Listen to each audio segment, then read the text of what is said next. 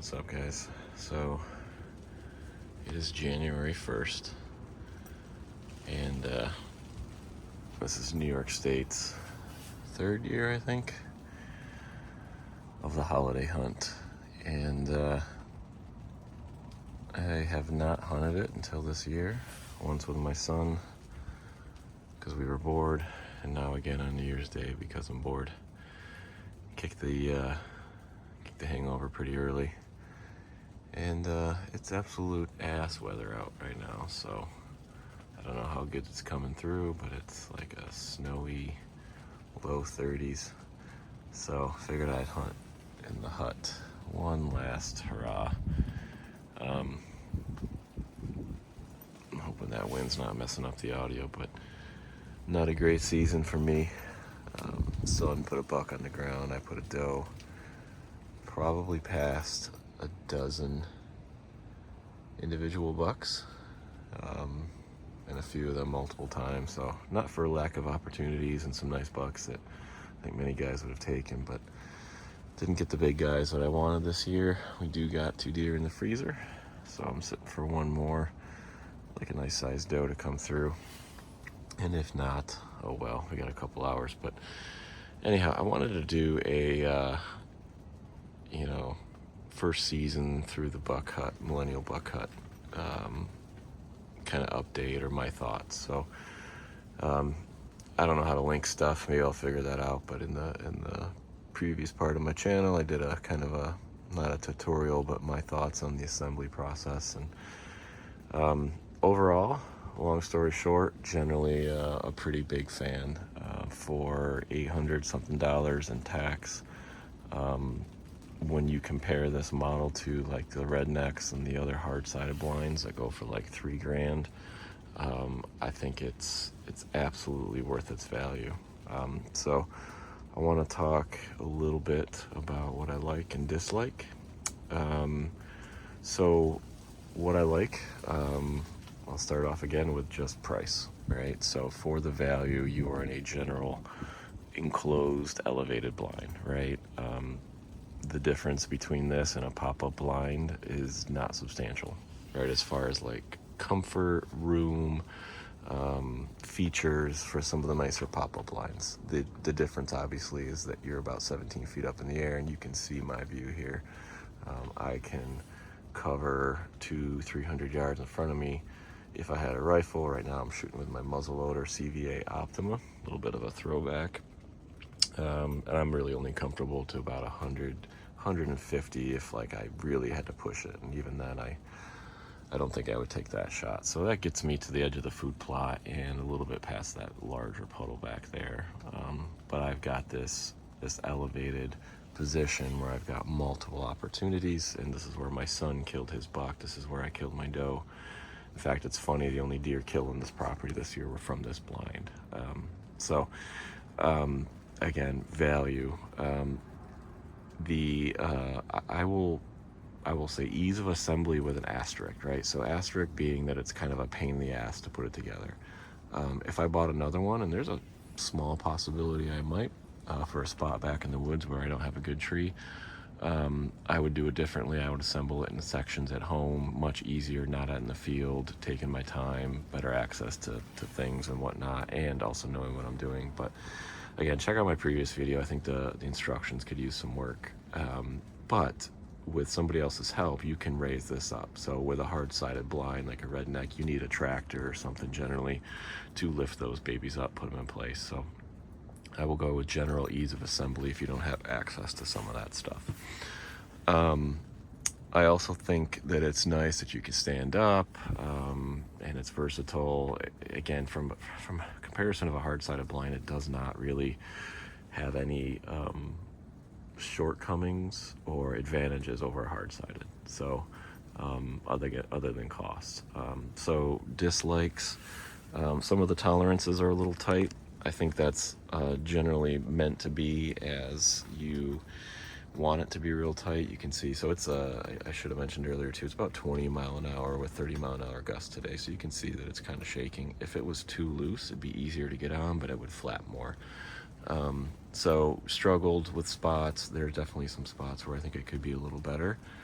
And you know, as the zippers are kind of stretched, it can make that difficult to pull up and whatnot. It's not very waterproof. Every time I come in here, you can tell that the floor is a little wet. And again, I think next year when I set it up, I leave the windows closed too, for what it's worth. I'll pay a little better attention to getting it really a little bit more snug. So this cushion is nice too, but it's squeaky. Makes some noise. Haven't been busted. Everything has been far away. Didn't do any bow hunting out of it this year. But overall not bad there.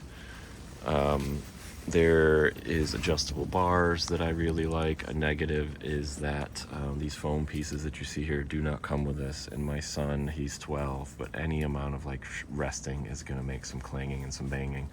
So I'm not a fan of that. And I would also say this one in the back, I would not even bother putting it on. That's as high as I can put it. And it's just, I don't see the point of this back bar. So if I was to reassemble this, I'd probably take that whole thing off. It's not in the way, but just doesn't make a lot of sense. I like this little back window. Use this to kind of peek through there sometimes. Do have deer go behind there. It's not common.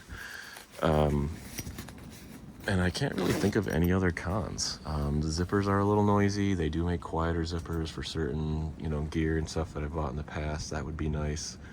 The magnets hold. So yeah, I mean, I think if you're looking for an affordable tripod tower blind, this is the way to go. The negatives and the cons and the positives all kind of wash out a little bit for the value for what you get. The sturdiness and some of the things that I don't like about this would be fixed with a hard-sided blind, but again, you're paying 3 times the cost and a little bit more effort there.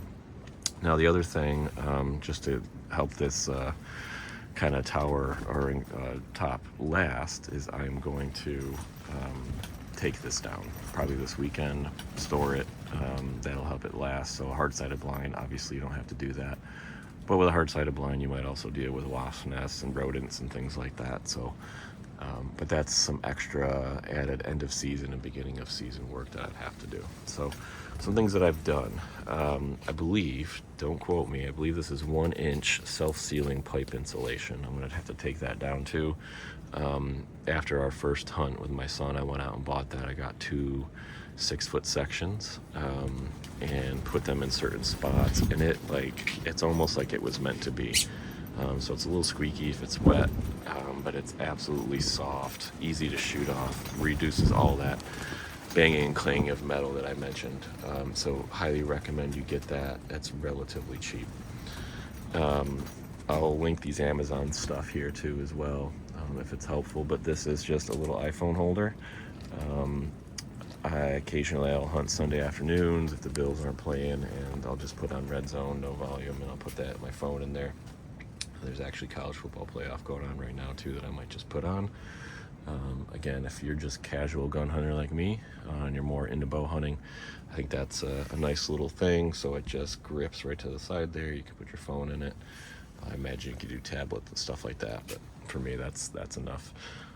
I also bought a little drink holder, not necessary, but I found after doing an all-day sit on opening day that it was just a pain to have stuff on the ground. I like to have stuff kind of off the ground and out of the way. So that's nice. Again, Amazon wasn't too expensive. I can link that in the description below. Also got myself a buddy heater. I don't even want to get into the fiasco I've had with this thing. I have the approved filterless hose. And this thing will not stay lit. The pilot goes on just fine. Every time I turn it to low or high, it goes out. It lasted for a little bit. I'm sending it back. I'm going to try another one because I've never heard of people that have the problems that I do. And I will say that it's nice, but with all these windows open and being a soft-sided blind, you're definitely not toasting up the place. But certainly, it's a nice little added warmth there. What else? This isn't really for the blind, but I got a backup battery thing. I use this when I hunted the all day.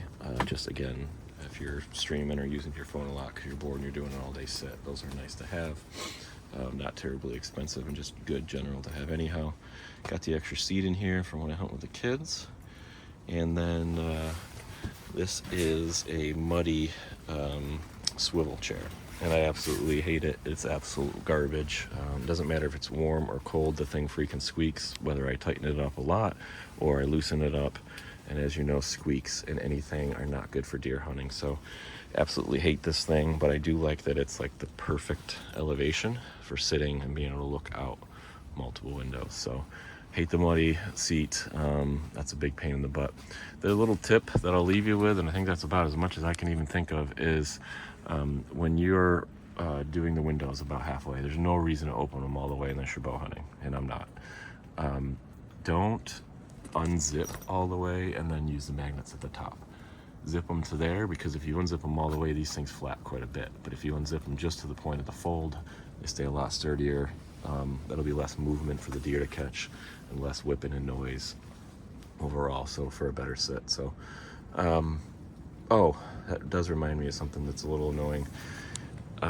These shooting rails, you can put a decent amount of pressure in it, but not a ton. So if you were like resting quite a bit, so for example, one time I went to put my elbows up there to glass with my binos, they slide pretty easy, so they don't lock in as nice. Those cam locks are not as tight as I would like, and I think they could have done better there, because generally I don't think you're moving around too much. Once you get in a position where you like it, you're probably going to lock it in. Having them adjustable is absolutely key, but the sturdiness is not great there. Like a knob or something maybe, instead of those quick releases. But you know, to each their own. Maybe other people use it for different things. So that's my update. I got, let's see, about an hour and 15 minutes. So not quite magic hour yet to hunt, but I'm generally pretty cozy in here. You can see I don't even have gloves on. It's 30 degrees. I'm in a hoodie, base layers, you know, got some bibs on and stuff keeping me warm, but completely out of the elements, which is again total ass otherwise. So hope everyone has a wonderful 2025. This might be my last video for a while. There's not much that happens between January and March. I do have some trees on order, and some other stuff planned for the off season to get ready for 2025 deer season.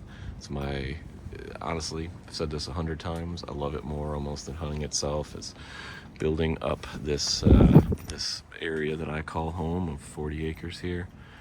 You can see that this opening to the northern food plot here too is tight, and where I shot that doe was way in the back there, and that's something too. I might widen this a little bit. There's some pear trees that you can't see. So again, all that off-season stuff to make the coming season more successful is what I love, and I like kind of documenting it. And for those of you that watch it, appreciate it. Do it more for myself than anything else. But thought I'd give a little update here. Trying to think if I forgot anything, and honestly I can't think of much. So overall, there's not a thing about this that I would say is a big detractor. If you're looking for an elevated blind and don't want to spend a ton of money on a hard-sided, definitely the way to go. Now this is one season. We'll see how long the top lasts. If something does change, you know, I'll update the comment section below. But happy hunting, enjoy your off season, enjoy the rest of your year if you're in other parts of the world, country I should say, I guess, and good luck.